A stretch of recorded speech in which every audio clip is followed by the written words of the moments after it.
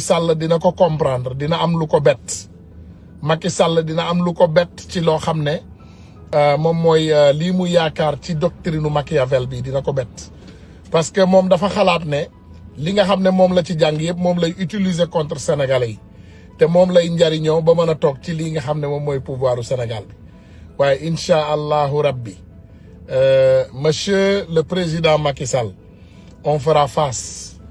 Il faut savoir que les Sénégalais feront face à toi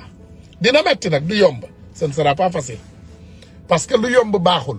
ñun ñii di xeex ak yow bëgguñu xeex bu yomb bëgguñu ñu jàkkaarloog yow rek nga tëdd nga ne au secours je suis tombé déedéet bëgguñu loolu dañu bëgg a xeex ak yow te dañu bëgg a xeex bi metti dañu bëgg mu tar dañu bëgg ay doomu aadama ñàkk ci seen bakkan pour sénégalais yi valoriser xeex bi dañu bëgg loolu Macky Sall sénégalais yaa ngi ñàkk seen bakkan gratuitement j'en suis sûr et certain que pour venir se battre ñàkk seen bakkan sénégalais yi dinañ ko def y a les sénégalais qui meurent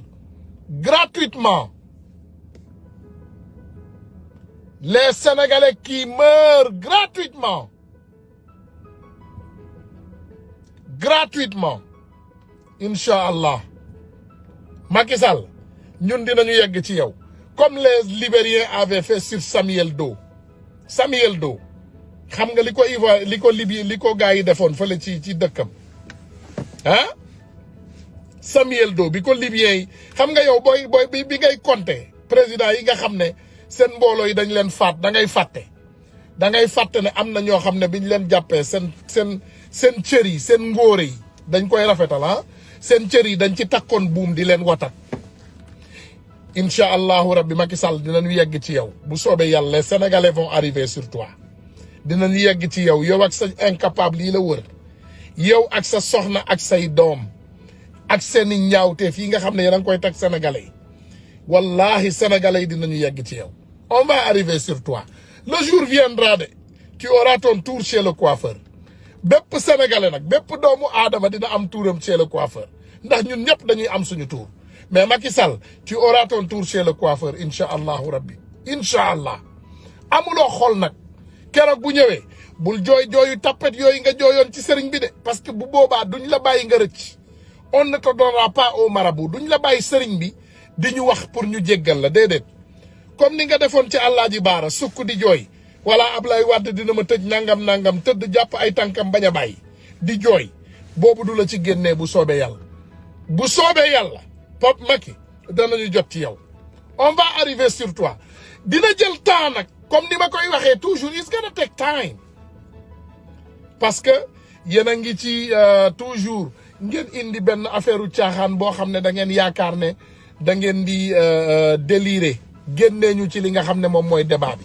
suñu nekkee ci débat coronavirus wala ay vaccin nga dem toji mbuur 4 bu ñu génnee ci nekkee ci vaccin maanaam affaire 1000 milliards nga dem génnee militaires yi fële ci seen kër yi saa bu ñuy wax pour Sénégal saa bu ñu amee ful la boo xam ne dañ koy waxtaan ci Sénégal ak Macky ak ñaawteefam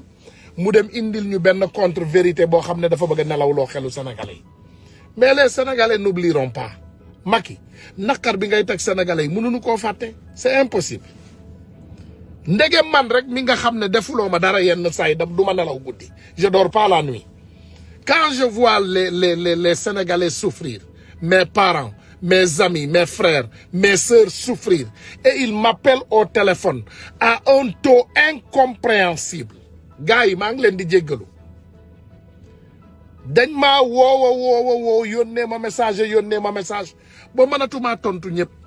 je reçois 1000 à 1500 messages par jour monsieur Tounkara dañu yaakaar rek ndax yaa ngi dox ci social monsieur Tounkara jàppale ma ci lii monsieur Tounkara damaa bëgg a ñibbi mënumaa am paas monsieur Tounkara aw ma lu ma lekk monsieur Tounkara aw ma fu ma fanaan monsieur Tounkara sama doom a ngi dee amul ordonnance lii yëpp monsieur Tounkara mënu koo faj mais dégg naa ko te maa ngi jottali message bi sénégalais yi dama bëgg sénégalais yi ngeen jàppale seen i ay dëkkandoo jàppale seen i ay xarit xool leen seen i ay mbokk ñi nekk ci njaqare ñi nekk ci jafe-jafe boo amee ñaar séddoo ko nga jox sa xarit benn nga jox sa mbokk benn s'il vous plaît bu leen ignorer n'ignorez pas vos voisins parce que yonent yàlla sallallahu alayhi wa sallam sax da ko doon wax nee na doomu aadama lu benn nit mën a suur ñaar mën na lu benn nit mën a lekk suur ñaar mën nañ koo lekk suur il faut partager avec vos frères, partager avec vos sœurs, partager avec vos voisins. Métit am na Sénégal boo amee xarit bu nekk bitim réew par exemple ay Maroc wala ay affaire te nga am tuuti ndimbal boo ko mën a dimbali pour mu am billet ñibbi si dimbali ko. Je reçois les appels, c'est incompréhensif. Mënuma ko, I can't do it. Dama leen koy wax de mes frères et sœurs man naa yëggali message yi waaye mënuma dimbali ñëpp sama loxo nag ci ñi mu jot dinaa leen jàppale je vous promets 100 personnes yu ma ci jot bu dee kenn laa mën a dimbali wala ñaar ñi ma ci man dinaa ko def lu ma man lu ma amul nag amuma ko voilà lu ma amul rek amuma ko mais il faut que ñu génn ñu récupérer suñu dëkk dama leen di wax moyen bi gën a yomb ci Sénégal boo leen bëggee suñu problème yi jeex suñu naqar yi jeex suñu njàqare yi jeex nañu génn ñu faire face à ce Macky dafa am doctrine am plan am du dellu ginnaaw he's not gonna back up the only thing that's gonna make him back up is us révolution rek mooy delloo Macky ginnaaw Machiavel loolu mu wax noonu doxul ndax révolution am na Europe européens yi yëpp daaneel nañu seeni réew ginnaaw bu Machiavel bindee loolu la révolution am Amérique la révolution américaine c'était dans les années 1900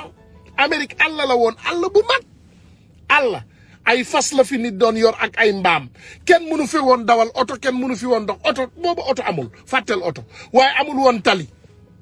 amul woon benn tali amul woon dara mais tey njàmbaar ak góorgóorlu ak xeex moo tax américains yi tey ils sont la population la première puissance mondiale ci côté yëpp nag ci côté yëpp Amérique du alal rek la ëpp àdduna bi de moo leen ëpp doole militaire moo leen ëpp xam-xam ci njàng moo leen gën a baaxi tali moo leen gën a baax lépp maanaam même socialement ils sont le pays le plus social du monde Amérique première puissance mondiale la il faut nag doomu aadama yi xam ne góor-góorlu mooy tax nga mën a doon góor il faut sénégalais yi xam ne il faut ñu xeex waaye ils avaient des chevaux ay fas la ñu doon war bi ñuy xeexi ñun tey waratuñu ay fas am nañu ay oto am ay moto am ay scooter am ay vélo booba américains yi amuñu loolu te ñun am nañu ay fas am ay mbaam kuy war sa mbaam waral kuy war sa fas waral kuy war sa oto waral kuy war sa moto waral kuy war sa vélo waral kuy dox ak tànk doxal ak tànk mais l'heure est grave soit dinañ ko def mu neex bëre par force bëre bañ bëre di nga bëre donc sénégalais jóg leen te ñu bëre il faut ñu xam ne ñun mënuñoo changer dara Sénégal te génnuñu xeex ak Macky Sall bu ma nee xeex bari na façon xeex bari na façon boo ko mën a defee mais il faut ngeen xam ne seen xel yi tànk yéen a ngi koy nelawal di ko nasaxal toog ci réseaux sociaux yi waa président de la république maa ngi lay woo président Macky Sall Marème Faye Sall maa ngi lay woo loolu du leen génnee ci seen njàqare parce que ça loolu mooy plan bi ça c'est le plan c'est le doctrine de Machiavel mooy nga xiifal leen nga toroxal leen ba ñuy jooy di wut ndimbal ci yow loolu mooy loolu dang leen di toroxal di leen toroxal ñu tëdd di jooy di wañaaru di la wut ndimbal ki la toroxal naka ngay wuti jee ndimbal ci moom ki rey sa doom ki nga xam ne moom moo rey sa doom ki nga xam ne moom moo toroxal sa njaboot kooku du la génne ci ay problème non ki la dugal ci ay nguuta du la ci génne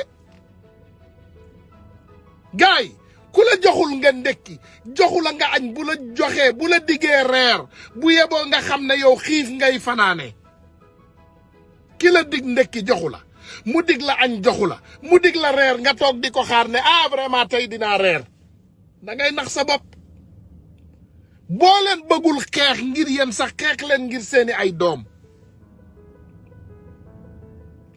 boo leen bëggul xeex ngir yéen xeex leen pour seeni ay doom man xeex bi may xeex nii tey xeexalatuma ko Ousmane Tounkara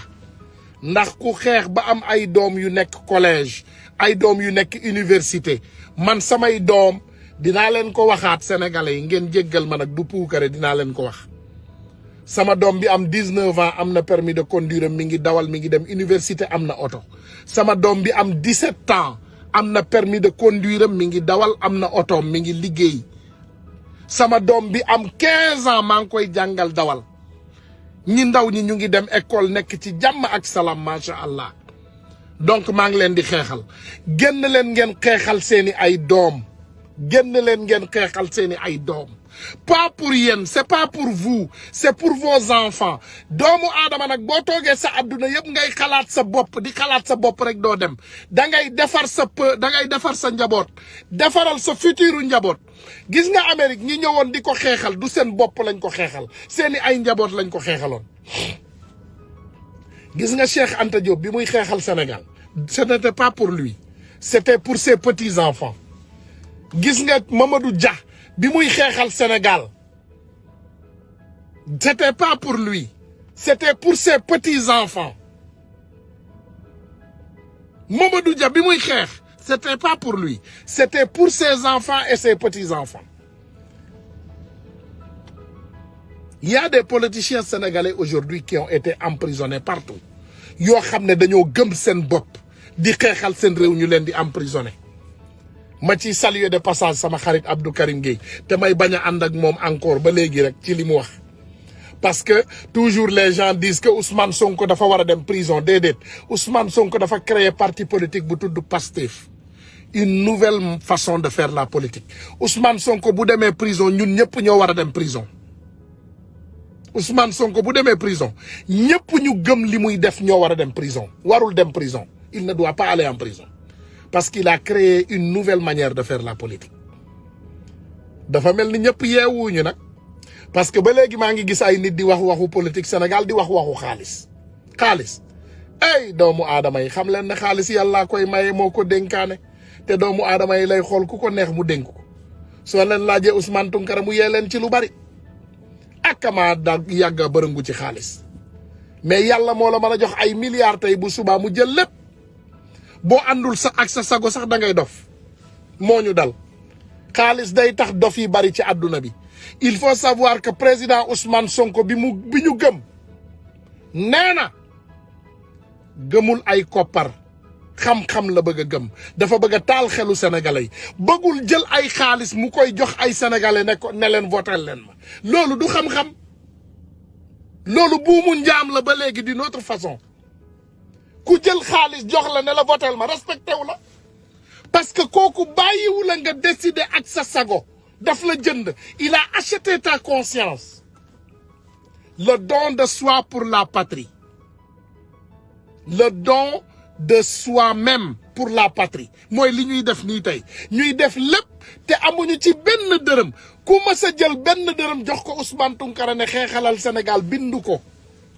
ko ñu gis masul am li may def ni yëpp je le fais pour quoi le don de soi pour la patrie new ma leen nag maa ngi leen koy waxaat dinaa ko renouveler ndax fenkat yi ak dulkat yi dañoo mën a yàq xel nee naa leen je suis un sympathisant de Ousmane Sonko sympathisant de Ousmane Sonko je ne suis pas un partisan du Pastef mooy wóoruma élection bu amoon tey kan laay votel ndax Ousmane Sonko bàyyi na ma ak sama ay faculté bàyyi na ma ak sama xel nee na ma votelal ki la doy donc élection bu jotoon dinaa votel ki ma doy xaw ma kooku kan la nag waaye xam nga kan laa ciy jaajëfal mooy Ousmane Sonko il a renouvelé maanaam beesalaat na élection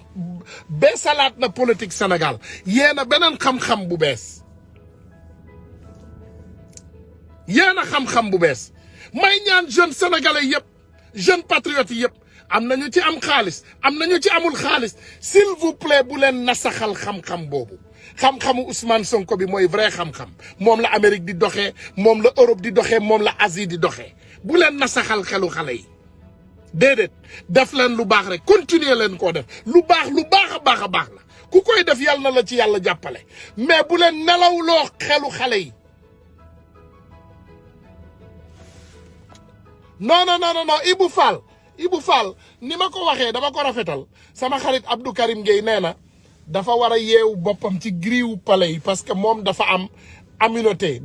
immunité parlementaire kenn du ko jàpp wala buñ ko jàppee wala xawma je ne sais quoi sénégalais yi dinañu génn xeex sama xarit la j'aime bien Abdou Karim je ne suis pas toujours d'accord avec lui I love him to death Ibou Fall yow mi xam nga ne dama laa bëgg mais on n'est pas toujours d'accord on se connaît ça fait des années I love you so much but we not always together sama jabar bi ma dëkkal benn kër on a fait 20 ans de mariage 20 ans barki démb rek dañu xulo mais c'est normal ça c'est normal barki démb sama jabar xam nga lii ma leen di wax ni c'est personnel c'est dans ma maison barki démbo Ndiaye j'ai pété des câbles chez moi et on s'est marié ça fait 20 ans xam naa sama doom yi yëpp di gis tu ne mosuñu gis suñu papa tey mi ngi pété ay câble ci kër gi lu xew mbaa jàmm mais loolu yëpp mbëggeel la it's all love it's all in the name of love mais li am importance mooy Sénégal dañ ko bokk ñun ñëpp ñoo ko bokk Sénégal dañ ko bokk te ñun ñëpp ñoo ko bokk Ousmane Sonko daf ci am part Khalifa Sall daf ci am part Karim Wade daf ci am part Abdou Diouf daf ci am part Ablaye Wade daf ci am part même Macky Sall daf ci am part c'est que moom c'est un gourmand dafa ñëw li ñëpp bokk moom mu bëgg koo aaki moo yóbbu ko loolu mooy problème bi c'est le seul problème mais sinon Macky Sall je ne suis pas plus sénégalais que lui Mo Gates dafa am part ci Sénégal il a fait beaucoup de dons dans ses jours pour vous dire li may wax toujours nit di nga ko bëgg lool doo ànd ak moom bi ma déggee muy wax ci waxu politique dama ne xam naa bu ma yàlla dimbalee ba ma waxtaan ak moom dinaa ko ne xëy na politique yow du sa bos la politique n'est pas fait pour toi parce que li muy wax ci politique ak ñun li ñu gëm ci politique du benn et je l'aime beaucoup moom na continuer ci social bi rek il est extraordinaire man na sax samp ndëndëm mais bu ma doon conseiller dinaa ko ne doo ci am lu bari wala boo ci amit bu yeboo nga changer maanaam conseil nga am ay conseil yoo xam ne dañoo am xam-xamu politique je l'aime I love that kid so much nit ku baax la he's a good guy parce que doomu aadama bu yor xaalisam di ko partager he's a good guy parce que nit ñaa ngi yor seen alal duñ ko partager les politiciens sénégalais volent des milliards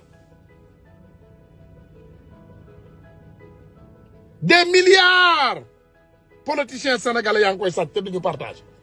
donc juboo naa ak moo gay ci maye mais d'accorduma ak moom ci côté bi mu wax ci politique d'accorduma ci dara keroog j'ai écouté le discours dama demoon live di taal yéen ñu bari gis ngeen ma dem live taal mais après dama fay live bi ma effacé ko parce que he's far from my understanding maanaam ni mu xalaatee politique ak ni ma ko xalaatee dafa sori c'est diamétralement opposé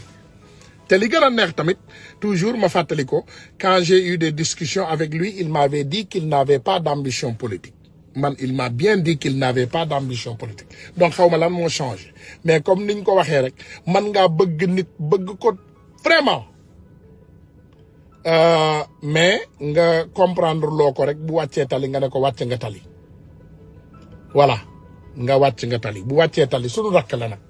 newuñu kenn ngeen saaga ko xaste yeeg saagante yeeg xastante yi bari na tu l'aimes trop mais grawul non mais wax naa dëgg xam nga raxee damay wax dëgg moi je parle man looloo grave ci sama dëgg xam nga man je vais vous dire une chose man sama jabar frère consul général sœur consul général lay sëy consul général u Macky Sall te man damaa bëgg consul di gën a grave ci sénégalais yi ñu xam ko dama bëgg consul ba duma ko gëmee dama bëgg consul ba gëmeewuma ko mais mënuma digérer ni Sénégal di doxee I cannot take it mu ne Ousmane Tounkara you been talking about Walfadjri CEO he didn't use to lead and he didn't use to lead as an example when he was time to step out he did it bro even being menaced by the government exactly he is an example Ibu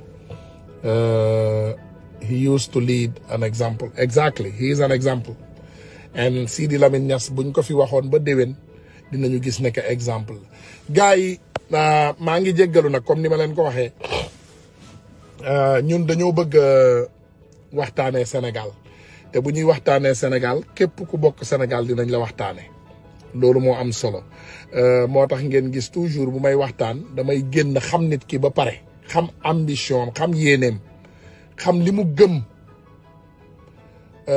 bu ma ko gëmee bu ma déggee li mu gëm ba pare ak li muy wax bu boobaa lu ma ci am pour tontu ma tontu waaye bu ma xamul nit fu mu jëm la plupart des temps du ma ko tontu donc Mo Gates dañ koy waxtaanee rek parce que xëy na ñun bu ñu waxtaanee dinañu déglu parce que bu ñu dégloo il va comprendre mais il faut que sénégalais yi ñu yeewu ñu xam ne tey ci exemple man Ousmane Tounkara bu ma ko doon joxe exemple politique te ñi xamul nelawkat yi ak waxu dof yi ngeen di wax ngeen yeewuwaat nit ñu bari dañuy gis ma ànd ak Ousmane Sonko ñu ne ma voilà yow niñ la gisee mooy da ngay ànd ak Ousmane Sonko incha allah bu jëlee nguur gi mu teg la fii teg la fële yéen a kon yéen a kon yéen yaakaar ngeen ne man li may def ak Ousmane Sonko yëpp c'est pour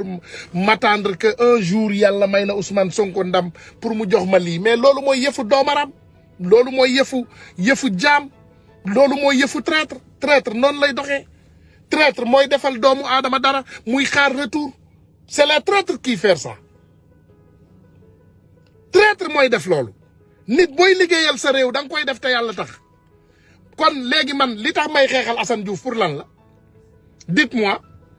je me suis bagarré des années pour Assane Diouf ñu saaga ma ndey génneel ma ñaawteef bu ne ñu génneel ma ko wax ko ci sama famille wax ko ci sama jabar saaga ma ndey ak baay de tous les façons léegi lan moo taxoon kon may xeexal Assane Diouf lan moo taxoon may xeexal Assane Diouf dites-moi dama doon xaar mu jox ma dara Assane Diouf amul dara lu ma jox man sama xarit la sama frère la muy sama am di jàmm te ñu koy ñaanal yàlla le 28 bii yàlla na ko yàlla génne mu ñibbi këram nañ ko bàyyi mu ñibbi këram parce qu'il est innocent lan moo tax ngeen defe na ñu nekk ci réseaux sociaux yi taa yi gis naa fi ay ñaawteef ay nit di ko wax di bind si Pastef di saaga nit ñi di saaga patriotes yi nga xam ne ñu ngi xeexal Pastef sëñ bi ku bëgg a créer sa groupe créer leen ko àndal ak sa juróomi nit ak sa juróom benn nit ngeen créer seen taxawaay bu leen saaga nit ñi parce que gëmuñu leen wala ànduñu ak yéen jeudi incha allahu rabbi dinaa jéem a contacter sax Khadija Mahécor Diouf une dame que j'aime beaucoup Khadija Mahécor Diouf ci jigéen yi ma gën a naw ci Sénégal la bokk dama koy déglu toujours suñu sœurs yi ñoom Fatou Cissé Goudiaby ñu ngi fi di xeexal Sénégal elles sont là elles se battent bari nañu ñu nekk ci réseau yi bu ñu tuddee ñëpp nag juum am na ñoo xam ne aussi dama leen mere sama ay sœurs dama leen mere parce que dañu juum te jombul jaam nag mais amul problème dinañu waxtaan ñun ñëpp dinañu waxtaan te dinañ juboo incha allahu rabbi nanu waxtaan rek dinañ juboo bu nu waxtaanee dinañ juboo mais xastante bi ak saagante bi les gens se sont créés des groupes ils parlent de ce qui intéresse le Sénégal bu leen saaga ngir yàlla bàyyi leen nit ñi ngeen di attaquer Pastef Ousmane Sonko moo ko moom il a des moomu ko parti politique la mu ne être con et traiter les autres de con et d'être quoi gars yi sama xarit bi am xam-xam te amul xam-xam bi ñëw na du ma tudd turam nag dañuy bàyyi xolam gi di on va laisser son cœur péter aujourd'hui dañuy bàyyi xolam bi di doxot duñu tudd turam duñ fi tudd turu kenn tey duñ fi may kenn buzz bu soobee yàlla tey duñ fi may kenn buzz tuddee leen ñu ay cons mais vous êtes les plus grands cons du monde ndax ay doomu aadama ay borom kër yu gàddu seeni ay dëbës topp benn dof bu mel ni Idi ngeen dégg ko nit kuy wax waxeet tey bu ñëwee wax la lii bu subaa bu jàddee bu xam nga je vais vous dire quelque chose qui me fait rire et c'est bizarre damay ànd ak sama doom bi am 15 ans ma koy jàngal dawal ci benn terrain bu yaatu ma ne ko clignotel gauche nga jàdd gauche mu clignoté gauche jàdd droite ma ne ko yëfu Idrissa Seck yi ngay def nii nag ah ma yuuxu ko ma ne ko yëfu Idrissa Seck yi ngay def nii nag parce que imaginel Idi dafay clignoter gauche jàdd droite moom comme manul dawal elle a 15 ans ndeysaan muy jàdd gauche ma ne ko clignotel mu clignoter di gauche jàdd droite mais bayal la woon du tali ce n'était pas une du mbedd menacé wul vie wu kenn donc ça c'est Idi yéen ay borom kër ay kilifa ngeen topp Idrissa Seck ngeen topp Idrissa Seck ah ngeen topp Idrissa Seck ngeen topp un voleur un menteur une personne qui n'a pas de tête nit ku amul xel nit koo xam ne sàcc na alalu Sénégal ngeen gis ko bëccëgu ndar kam parce que jox na ci seeni ay njaboot yéen vous êtes des complices parce que Idi li mu sàcc may na leen ci ngeen lekk ci yowmal qiyaam yéen ñëpp dinañ leen taaj atte leen ci parce que Idi ku koy waxal moom moo la jëndal ordinateur jox la jëndal la crédit jox la ngeen nekk fii di wax ay waxu naka sa xandang yowmal qiyaam bu ñuy atte Idi yéen ñëpp vous serez responsable jël leen nit ñi nag et vous allez voir jël leen nit ñi ngeen wax vous allez voir continuer leen rek yéen seen yaakaar mooy ñu neewal doole sénégalais yi ñu saaga sénégalais yi ñu wax naxa sa xandang sénégalais yi ngeen toog bañ a wax dara ngeen génn bindal nit ñi jël ay photo Oussama Bin Laden table ko jël sama photo table wala jël yeneen photo doomu aadama yu baax jël ay photo Ousmane Sonko naa table Ousmane Sonko est l'homme le plus honnête de la politique, de l'histoire politique du Sénégal. Néanmoins, l'homme le plus honnête du Sénégal. Lolo bu ma ko waxee dina manqué Sénégalais respect. Mais la politique sénégalaise, c'est l'homme le plus honnête de la politique sénégalaise. Man lolo la wax. Voilà. Sama xarit yi laaj nak ñu ne ma si je suis courageux, viens dire ça au Sénégal. Dañu fàtte ne man dem naa Sénégal ba sonn te dinaa fa dem saa yu ma neexee. Waxu naka sa xandang rek. Waaye duñ leen faale. li leen naqari li ne durut ci seen xol yi lii metti seen xol yi ñun ñoo leen koy teg te doo leen ci man dara lii metti seen xol yi ñun ñoo leen koy wax te doo leen ci man dara vous ne voulez pas vous ne pouvez pas être derrière un voleur un délinquant fiscal un délinquant national ngeen ne doomu aadama yi duñu wax dara pourquoi vous nous menacez pourquoi lan moo tax ngeen di menacer sénégalais yi pourquoi vous nous menacez pourquoi vous menacez les gens? Pourquoi vous menacez les gens? Lan moo tax ngeen di menacer nit ñi lan moo tax ah vraiment on va vous dire une chose Ibou Fall yow jël nañ la nga wax ci Idrissa Seck parce que yow moom xam nañ ne yow yaay xaritu Idi Ibou Fall yow fajal ñu Idi il faut nous soigner Idi parce que yow xam nañ ne yow xam nga Idi bu baax tu le connais bien Macky Sall ñu ngi lay wax nga bàyyi Assane Diouf le 28 mu ñibbi këram tey la le 26 le 28 alxamis lay tombel alxamis boobu laay ñëw ak yéen ci biir waxtaan incha allah ci biir waxtaan boobu dinaa contacter d'ailleurs sama xarit sunu xarit xaaral ma xool ndax dinaa ko mën a jot comme ça bu ñu programmé bu ñu ko rassurer lee rek incha allahu voilà xaaral ma woo ko kii ku baax a baax soxna su baax ci suuf nag laa koy woo bu ñu ko jotee ñu am accord am rek incha allah ñu invité ko alxamis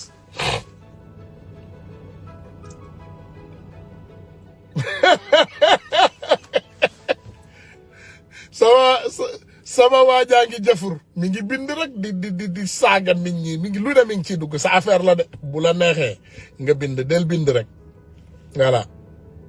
buñ ko jotee incha allahu rabbi comme ça nu wax ak moom ci ñu am accord am rek comme ça bu nu amee accord am yéen di ngeen mën